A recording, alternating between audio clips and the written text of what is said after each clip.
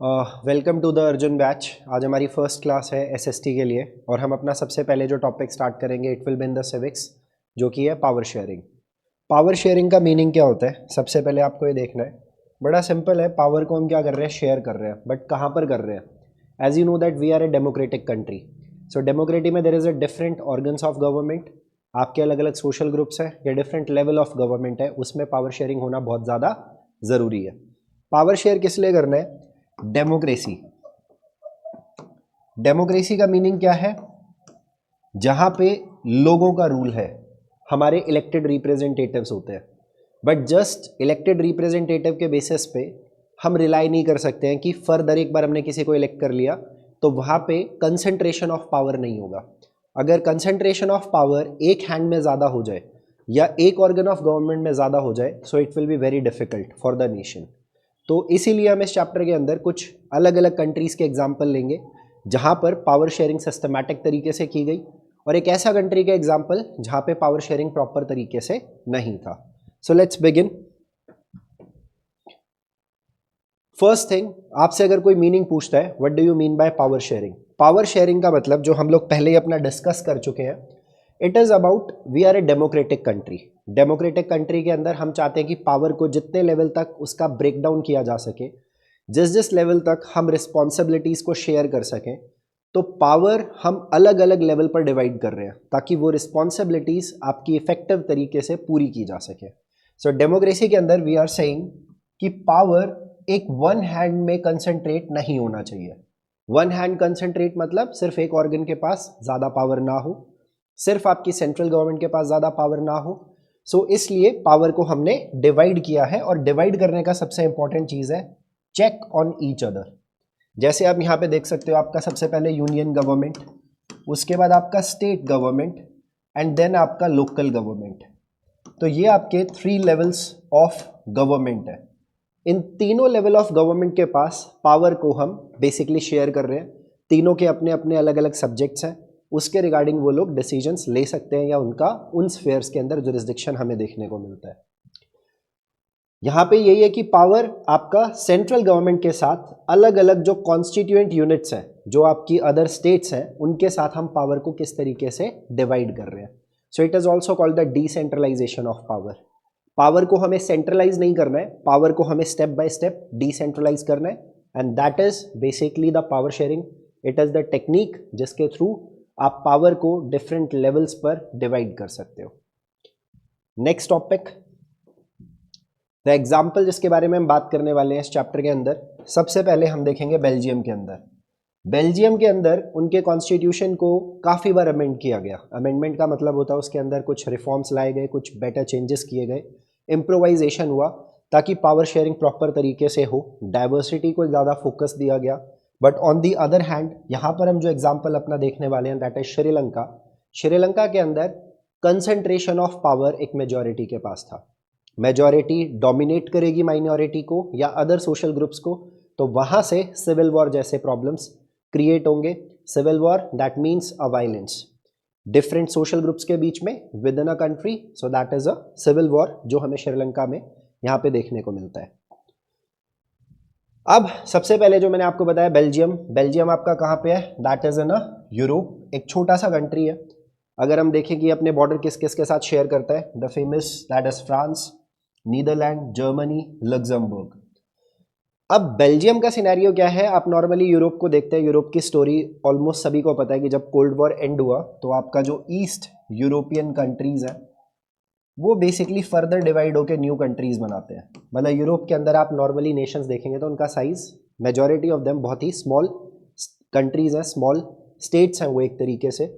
अब बेल्जियम के अंदर क्या था, यहाँ पे जो डाइवर्सिटी है वो किस बेसिस पे है, एथनिक कॉम्पोजिशन के बेसिस पे।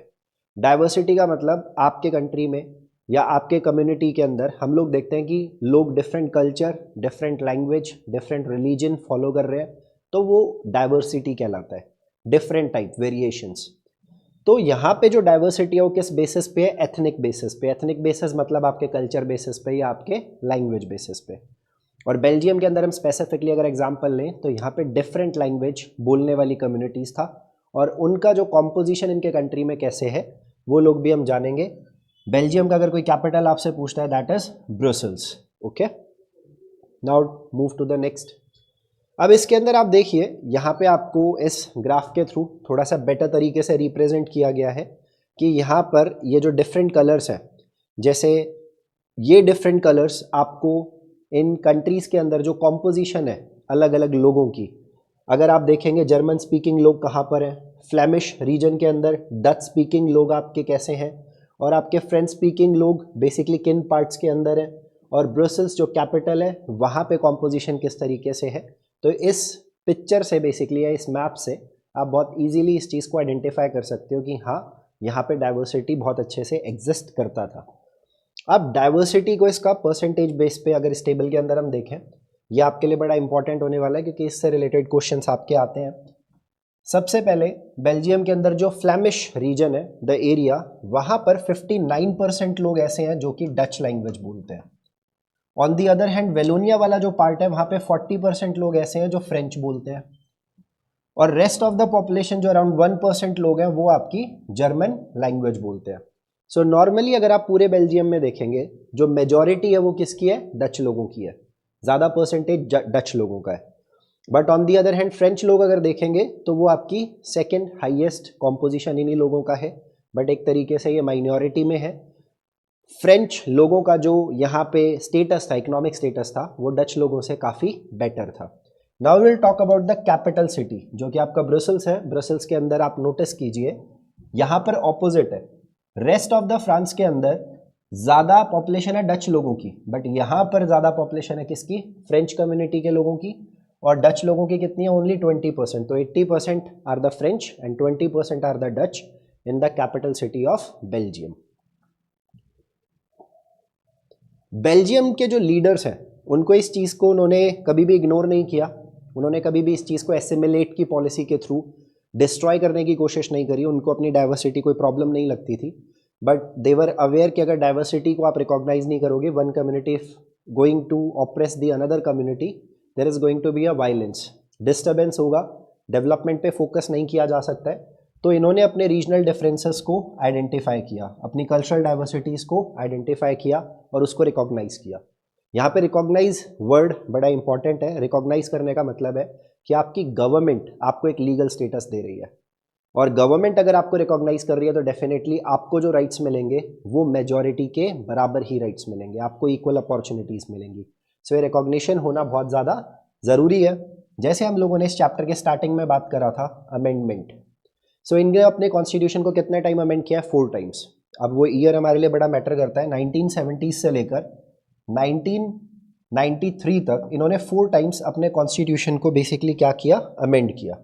वो अमेंड किस लिए इन्होंने करना ज़रूरी था, इन्होंने कुछ प्रॉब्लम्स देखे। जैसे इंडियन कॉन्स्टिट्यूशन के बारे में भी आपने पढ़ा होगा, इंडियन कॉन्स्टिट्यूशन रिजिड भी है, फ्लेक्सिबल भी है।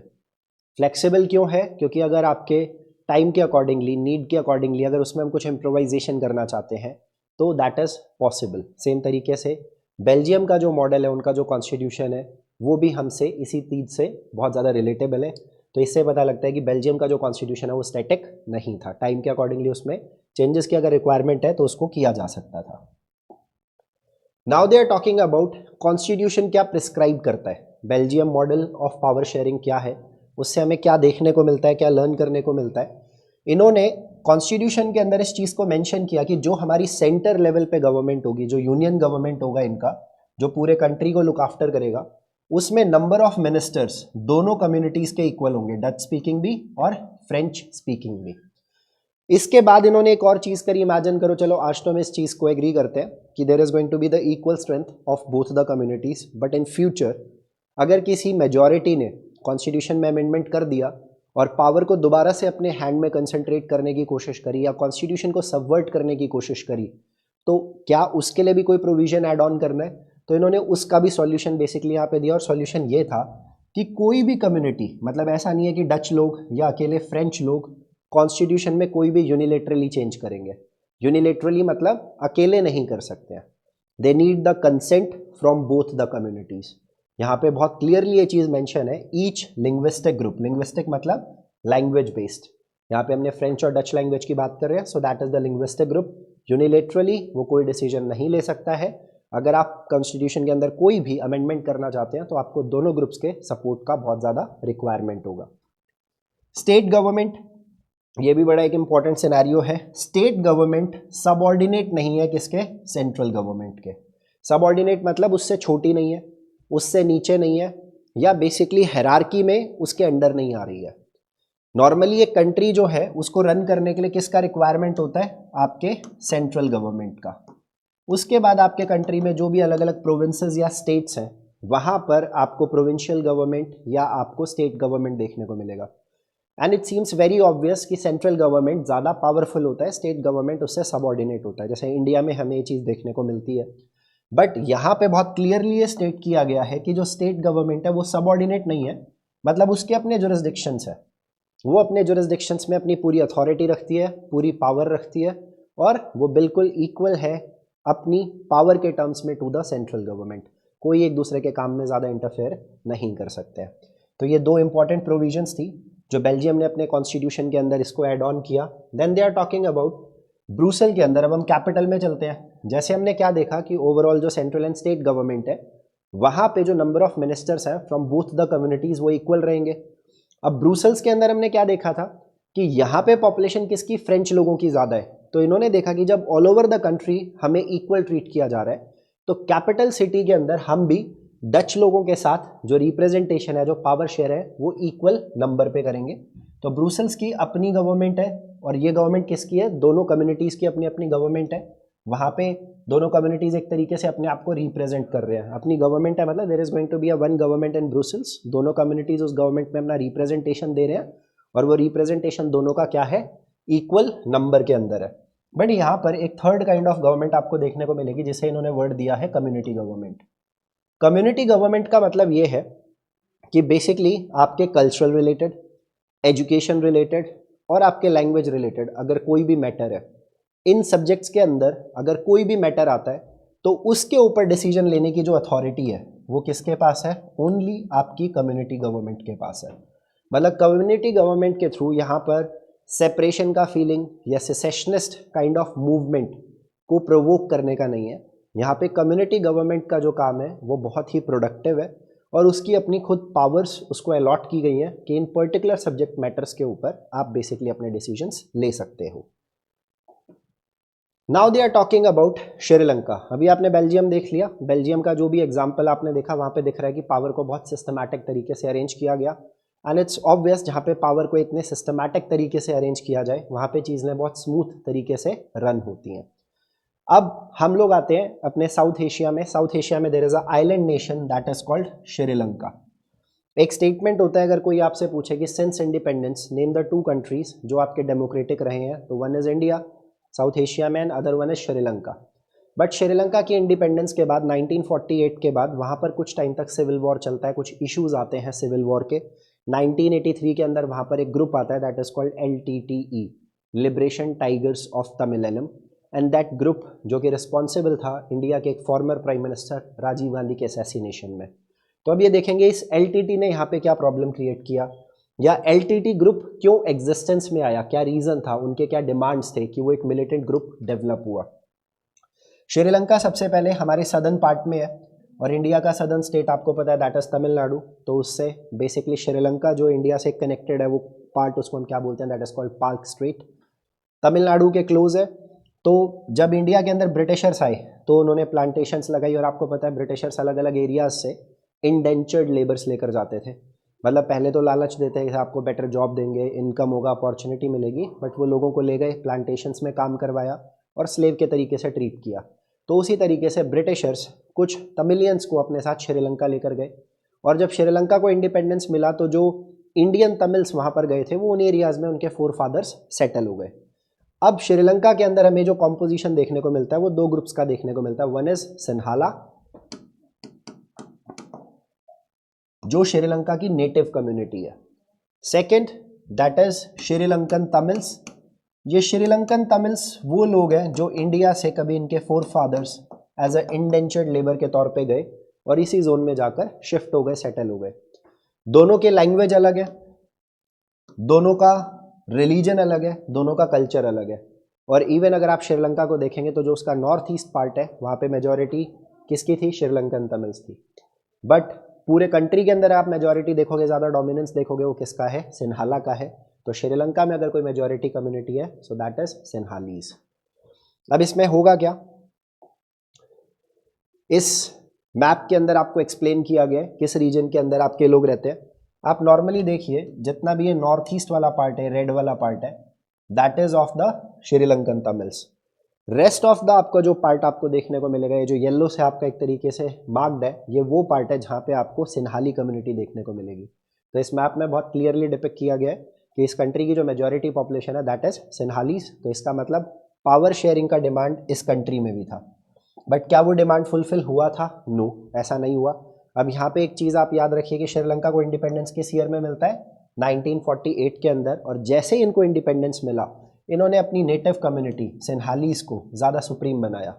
और किसने बनाया होगा? खुद जो आपके रिप्रेजेंटेटिव्स थे सिन्हालीज कम्युनिटीज से, उन्होंने अपने आप को इतना ज़्यादा ऑर्गेनाइज किया कि वो इस कंट्री में ज़्यादा पावरफुल हुए। 1956 इंडिपेंडेंस के कुछ टाइम के बाद ही इन्होंने एक एक्ट पास किया और उस एक्ट के अंदर ये डिक्लेयर किया कि इनकी अपनी एक ऑफिशियल लैंग्वेज होगी and official language is Sinhala.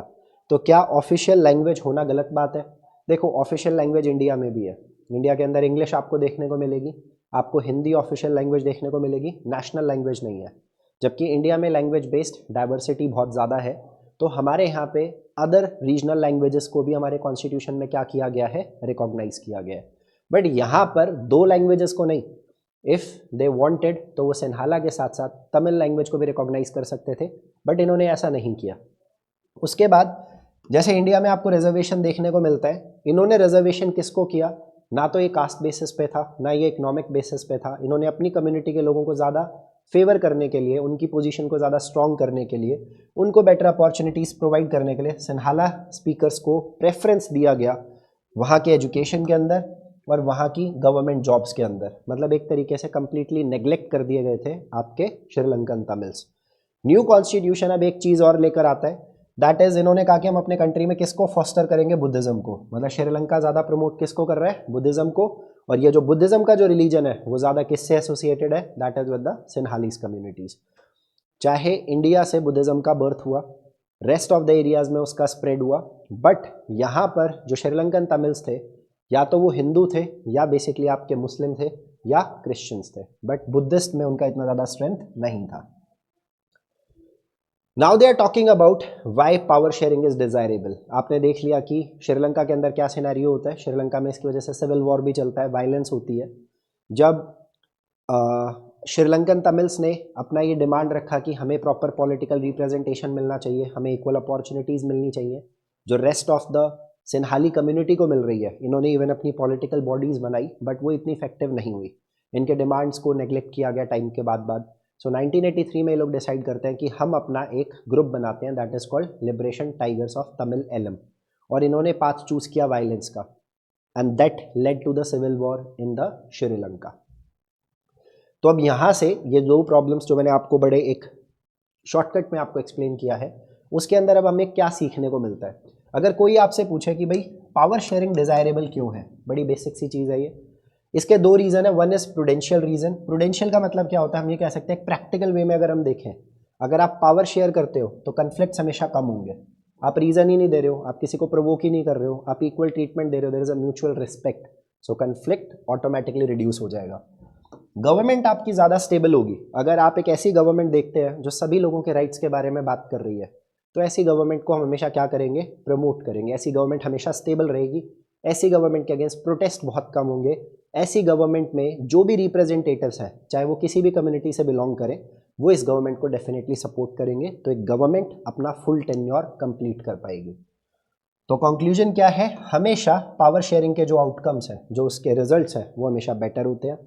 Moral reasons की बात करें, अब ये हम वैल्यूज़ के बेसिस पे अगर हम जस्टिफाई करें तो हम पावर शेयरिंग को कैसे जस्टिफाई कर सकते हैं? When you talk about democracy, democracy means demo, और demo means people, citizen of your nation. यहाँ पे कोई पर्टिकुलर ग्रुप ऑफ सिटीजन्स की बात नहीं की जा रही है कि मैं उन्हें सिर्फ आइडेंटिफाई एक रिलीजन या कास्ट या बेसिकली किसी अदर कैटेगरी के बेसिस पर डिफाइन कर रहा हूँ। नो, सिटीजन हर वो इंसान जो आपकी टेरिटरी के अंदर है, जिसके पास सिटीजनशिप है। तो डेमोक्रेसी ये कहती है it is the rule of the people. और लोगों का रूल तब होगा जब आप पावर शेयर करेंगे। People have a right to be consulted. अब हमने किसी को वोट कर दिया तो इसके बाद ऐसा नहीं है कि लोगों का काम खत्म हो गया। डेमोक्रेसी में पार्टिसिपेशन हमेशा होना ज़रूरी है। हम लोग वोट डाल के अपना पार्टिसिपेशन शो करते हैं, बट वहीं पे हमारी गवर्नमेंट ऐसी होनी चाहिए जो हमारी एस्पिरेशंस को पूरा करे। अगर कोई मेजर डिसीजंस लिए जा रहे हैं तो वहाँ पे लोगों से कंसल्ट करना ज़रूरी है। अब आप सोचेंगे इंडिया में तो पॉपुलेशन ज़्यादा है, इवन श्रीलंका में भी अगर जाएंगे ऐसा नहीं है कि वहाँ पे सिर्फ 100 में लोग रहते हैं, वहाँ पे भी जो नंबर है दैट इज़ इन करोड़। तो हर एक इंसान से डेमोक्रेसी में आज की डेट में पूछना पॉसिबल नहीं है, but we have media, we have newspaper, public debates के थ्रू एक लोगों का ओपिनियन, उनके व्यूज़ जाने जा सकते हैं। तो हम लोगों से कंसल्ट करना बहुत ज़्यादा ज़रूरी है। So that is very very important. तो इसलिए पावर शेयरिंग पे इतना ज़्यादा एम्फेसिस डेमोक्रेसी में किया जाता है। अब सिविल वॉर क्या था जो मैंने आपको बताया, यहाँ पे 1980 जो दिया हुआ है, एग्जैक्टली 1983 के अंदर एक डिमांड आता है जिसको हम क्या बोलते हैं, तमिल एलम का डिमांड। और ये डिमांड कौन रखते हैं, that is LTTE, liberation tigers of Tamil Eelam. क्योंकि इन्होंने जो भी अपनी गवर्नमेंट्स बनाई, जो भी अपनी government in the sense political parties या पॉलिटिकल ऑर्गेनाइजेशन बनाई तमिल लोगों ने, सिन्हाला गवर्नमेंट ने उनकी डिमांड्स को हमेशा क्या करा, इग्नोर किया। इवन बहुत सारे लोगों को या तो मार दिया गया जो तमिलियंस थे, या उनको मजबूर किया गया कि आपको ये कंट्री छोड़ना पड़ेगा, you have to leave this country. और जब आपको अपनी कंट्री में अपनी जान का खतरा होता है, जहाँ से आपके रूट्स कनेक्टेड है, जहाँ पे आपके एंसेस्टर्स है, तो आपने रेफ्यूजी वर्ड एक सुना होगा। एंड रेफ्यूजी आज की डेट में वर्ल्ड में एक बहुत ही बड़ा इशू है। If you are a refugee that means आपके पास किसी भी कंट्री का सिटीजनशिप नहीं है, आपके पास राइट टू वर्क नहीं मिलेगा, आपके बच्चों को राइट टू एजुकेशन नहीं मिलेगा, आपके पास राइट टू प्रॉपर्टी नहीं होगी, and you are going to be a stateless person. It depends on the other nation कि वो रेफ्यूजीज़ को एक्सेप्ट करता है या नहीं करता है, but most of the cases में रेफ्यूजी कैंप्स में रहते हैं जहाँ पे कंडीशंस इतने अच्छे नहीं है, और जहाँ पे उनके पास इवन हमने देखा है उनके ह्यूमन राइट्स तक वायलेट होते हैं। तो तमिलियंस के सामने अब ऑप्शन नहीं था, it is like do and die situation. तो सिन्हालीस कम्युनिटी की मेजॉरिटी होने की वजह से, 1956 के एक्ट आने की वजह से, जो प्रेफरेंशियल ट्रीटमेंट सिन्हालीस को दिया गया था वो तमिलियंस के लिए बहुत ज़्यादा क्या हो रहा था, प्रॉब्लम क्रिएटिंग हो रहा था। तो इसके बाद हम लोगों ने क्या देखा, अब इसमें हम देखते हैं भाई पावर आप किस किस लेवल पर शेयर कर सकते हो। यहाँ पे हमने दोनों कंट्रीज़ में लैंग्वेज बेस्ड प्रॉब्लम है। बेल्जियम के अंदर लैंग्वेज बेस्ड था, बट उन्होंने बहुत डेमोक्रेटिक वे से नेगोशिएट किया, मैटर को सॉर्ट किया। बट श्रीलंका में ऐसा नहीं हुआ। तो क्या हम पावर किस किस लेवल पर शेयर कर सकते हैं, अब हम वो देखेंगे। इसको हम थोड़ा सा आगे ही चलते हैं डायरेक्टली। सबसे पहले पावर को अगर आप शेयर करना चाहते हैं तो वो होता है आपका ऑर्गन्स ऑफ गवर्नमेंट के बीच में। गवर्नमेंट के 3 ऑर्गन है। सबसे पहले लेजिस्लेचर जो लेजिस्लेट करता है, मतलब लॉ बनाता है। एग्जीक्यूटिव उन लॉज को जाके इम्प्लीमेंट करेगा। 2 टाइप ऑफ एग्जीक्यूटिव है, there is permanent executive and political executive. Decision political executive का होगा, उसको इम्प्लीमेंट करने का काम परमानेंट एग्जीक्यूटिव का है। और जुडिशरी, अगर कभी भी किसी भी बॉडी के बीच में अगर कोई भी डिस्प्यूट होता है, 2 गवर्नमेंट्स के बीच में, गवर्नमेंट या इंडिविजुअल्स के बीच में, या आपके लेजिस्लेचर या एग्जीक्यूटिव के बीच में, तो उन डिस्प्यूट्स को भी सॉर्ट किसके थ्रू किया जा सकता है, जुडिशरी के थ्रू किया जा सकता है। तीनों की अपनी पावर है और इसको हम हॉरिजॉन्टल पावर शेयरिंग कहते हैं, बिकॉज तीनों एक दूसरे पे चेक एंड बैलेंस मेंटेन रखते हैं और इनका अपना अपना जुरिस्डिक्शन है, अपनी अपनी पावर्स हैं, एक दूसरे से ये लोग सबऑर्डिनेट नहीं है। यहाँ पे आप देख भी सकते हैं। Now come to the next part. Next part basically आपको क्या कहता है, नेक्स्ट पार्ट जिसको हम बोलेंगे जब पावर आपका डिफरेंट लेवल्स पर शेयर हो रहा है। डिफरेंट लेवल पे कैसे शेयर हो रहा है, एक गवर्नमेंट जो आपके पूरे कंट्री के मैटर्स को देख रही है, कम्युनिकेशन, आपका डिफेंस, आपकी करेंसी, तो ऐसे जो मैटर्स हैं, फॉरेन रिलेशन, उसके लिए आपको सेंट्रल गवर्नमेंट चाहिए, सो दैट कोई भी एक्सटर्नल थ्रेट है उसको रोका जा सके। पूरे नेशनल लेवल पर आपको कोई भी रिसोर्स प्लानिंग करनी है, इकोनॉमिक प्लानिंग करनी है, तो वो सेंट्रल गवर्नमेंट के थ्रू होता है। State government that is responsible for their particular regions, for particular states, वहाँ के इश्यूज़ को लेकर। और उन स्टेट्स में भी आप देखेंगे जो अर्बन एरियाज़ हैं या जो रूरल एरियाज़ हैं, जो टाउन्स हैं, उनको बेटर तरीके से रन करने के लिए there is a local self government. यहाँ पर ये जो पावर शेयरिंग है that is called vertical power sharing, क्योंकि ऑटोमेटिकली इंडिया फेडरल सिस्टम भी है और इंडिया में यूनिटरी भी है। मतलब कुछ ऐसे सिचुएशन एंड सर्कमस्टांसेस होते हैं जहाँ पे सेंट्रल गवर्नमेंट के पास पावर ज़्यादा होती है, स्टेट गवर्नमेंट के पास उस टाइम पीरियड पे पावर इतना नहीं होता और वो इससे नीचे आ जाता है, मतलब इसके सबऑर्डिनेट है। एंड उसी तरीके से लोकल गवर्नमेंट जो है वो सबऑर्डिनेट है स्टेट गवर्नमेंट के। बट ऐसा नहीं कि कंप्लीटली एक दूसरे को डोमिनेट किया जा सकता है। कॉन्स्टिट्यूशन के अंदर इन सब की पावर्स के साथ साथ इनकी लिमिटेशंस को भी मेंशन किया जाता है कि अनरीजनेबल तरीके से कोई किसी की पावर में इंटरफेयर ना करे। उसके बाद आपके कंट्री में देखेंगे अलग अलग सोशल ग्रुप्स आपको देखने को मिलेंगे। सोशल ग्रुप किस चीज़ पे हो सकता है, कोई रिलीजियस बेस पे हो सकता है, लैंग्वेज बेस पे हो सकता है। तो उन सोशल ग्रुप्स के साथ भी आप पावर को क्या कर रहे हो, डिवाइड कर रहे हो। जैसे बेल्जियम के अंदर हम लोगों ने क्या देखा, कम्युनिटी गवर्नमेंट को फ्रेम किया गया था। हमारे यहाँ पे वुमेन जो है उनको आज के डेट में क्या किया जा रहा है, एम्पावर करने की कोशिश की जा रही है। हमारे यहाँ पे जो माइनॉरिटी कम्युनिटीज़ है उनको प्रॉपरली फेयर रिप्रेजेंटेशन करने की कोशिश की जा रही है एजुकेशंस के अंदर, जॉब के अंदर। और इवन आपने देखा होगा कुछ कॉन्स्टिट्यूएंसीज होती हैं जो रिजर्व कर दी जाती हैं पर्टिकुलर कैटेगरी के लिए। जैसे इंडिया में देखोगे SC ST OBC and women के लिए, बट सेंट्रल लेवल पे हम देखते हैं तो जो सीट्स रिजर्व्ड हैं वो सिर्फ SC और ST के लिए हैं। On the other hand Belgium में अगर आप देखोगे तो वहाँ पे जो कम्युनिटी गवर्नमेंट थी वो आपकी लैंग्वेज बेस्ड थी, तो उनका क्राइटेरिया अपना डिफरेंट था पावर शेयर करने का। तो ये पावर शेयरिंग थी अलग अलग सोशल ग्रुप्स में। लास्ट में आता है पावर शेयर आप पॉलिटिकल पार्टीज़ के बीच में कर सकते हो। जैसे इंडिया में मोर देन 750 रजिस्टर्ड पार्टीज़ हैं, तो वो पार्टीज़ इलेक्शंस को कंटेस्ट कर सकते हैं, जीत के आते हैं तो वो लोगों को रिप्रेजेंट कर सकते हैं। प्रेशर ग्रुप्स होते हैं, प्रेशर ग्रुप जहाँ पे आपका एक तरीके से सेम इंटरेस्ट है, जैसे कोई फार्मर्स का, पीजेंट्स का अपना ग्रुप है, वर्कर्स की कोई यूनियन है, स्टूडेंट्स का कोई यूनियन है, तो ये लोग एक प्रेशर ग्रुप के तौर पे काम करते हैं। मतलब ये लोग इलेक्शन में पार्टिसिपेट नहीं करेंगे, बट गवर्नमेंट के अगर कोई लॉज इनको ये लगता है कि उनके ग्रुप के इंटरेस्ट के अगेंस्ट है, फेवरेबल नहीं है, तो ये आउटसाइड द गवर्नमेंट प्रोटेस्ट के थ्रू, प्लीड के थ्रू ये ग्रुप बहुत ऑर्गेनाइज्ड होते हैं और अपनी डिमांड्स को पूरा करवाना जानते हैं। डेमोक्रेसी के अंदर हमारे जो सिटीज़न है उनके पास ये फ्रीडम होना चाहिए कि हमारे पास राइट टू वोट है। तो पावर शेयरिंग हमारे साथ भी पावर को शेयर किया गया है कि हमें कौन सी पावर दी गई है, राइट टू वोट करने की। नेक्स्ट आपका क्या होता है, अलग अलग पॉलिटिकल पार्टीज कंपीट कर सकती हैं, but it should be a healthy competition, free and fair elections के थ्रू, एक प्रॉपर एनवायरनमेंट के अंदर, एक डेमोक्रेटिक सिनेरियो के अंदर, विदाउट कॉम्प्रोमाइजिंग द डेमोक्रेसी, हमें कंपटीशन पॉलिटिकल पार्टीज के बीच में अलाउ करते हैं। डेमोक्रेसी के अंदर जो भी आपके अलग अलग इंटरेस्ट ग्रुप हैं वो भी अपनी बात रख सकते हैं, वो भी अपने आप को अलग अलग पार्टीज़ के लोगों के थ्रू रिप्रेजेंट कर सकते हैं। जैसे ट्रेडर, बिजनेसमैन, इंडस्ट्रियलिस्ट, फार्मर्स, ये एग्जांपल है अलग अलग आपके इंटरेस्ट ग्रुप के। और उसी तरीके से हम लोग क्या देखेंगे कि गवर्नमेंटल पावर जो है through participation in governmental committees और bringing influence on decision making process, कई बार होता है जैसे हमारे देश में बैकवर्ड क्लासेस को रिजर्वेशन देने के लिए कमीशन अपॉइंट किया गया था, जिसको हम बोलते हैं सेकंड बैकवर्ड क्लासेस कमीशन या मंडल कमीशन। तो उस कमीशन के अंदर क्या था, कुछ लोगों को अपॉइंट किया गया, उन लोगों को बेसिकली काम दिया गया कि भाई आप इंक्वायर करो कि आपके देश के अंदर कौन कौन सी बैकवर्ड कम्युनिटीज़ हैं, कास्ट हैं, और उन लोगों को हम किस तरीके से अपलिफ्ट कर सकते हैं। तो इस तरीके से अलग अलग मैटर्स के ऊपर, अलग अलग इशूज़ के ऊपर सर्टेन टाइप ऑफ कमीशंस को अपॉइंट किया जा सकता है।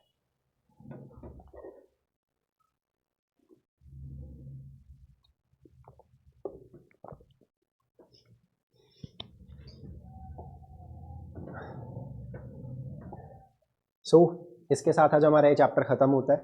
हम लोगों ने इस चैप्टर के अंदर जितने भी मेन टॉपिक्स थे वो आज आप लोगों के साथ डिस्कस करें। आप लोगों के बोर्ड एग्जाम्स आने वाले हैं, सो आई होप कि इसके अंदर जो आपके कंसेप्ट्स हैं वो क्लियर हो गए, आपको मेजर जो कंटेंट है उसके बारे में पता चला कि पावर शेयरिंग क्या है, किस कंट्री के एग्जाम्पल्स हैं, नेगेटिव क्या था, पॉजिटिव क्या था।